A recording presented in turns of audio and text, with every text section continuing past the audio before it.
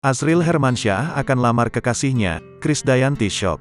Krisdayanti mengaku syok saat dengar putranya dari Anang Hermansyah, Azril Hermansyah diisukan akan melangsungkan lamaran.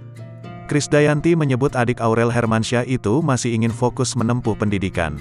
Diketahui, putra Krisdayanti ini memang tengah menjalin hubungan asmara dengan Sarah Menzel. Hubungan asmara Azril dan Sarah Menzel pun sudah diketahui dua keluarga. Saat mengetahui kabar tersebut, Krisdayanti pun langsung memberikan tanggapan. Istri Raul Lemos ini mengungkapkan jika putranya itu tidak berniat untuk menikah muda.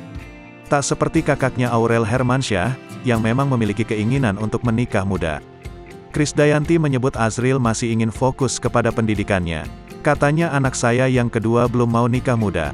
Belum aja, mungkin masih mau belajar aja, ungkap Krisdayanti, dilansir dari YouTube Cumi Cumi, Senin, tanggal 9 Januari tahun 2023. Diva Indonesia sekaligus anggota DPR RI ini mengungkapkan, bahwa Azril sangat ingin mengikuti jejaknya di dunia politik. Dikatakan Krisdayanti, keinginan Azril untuk berkarir di dunia politik itu disampaikan putranya langsung kepadanya.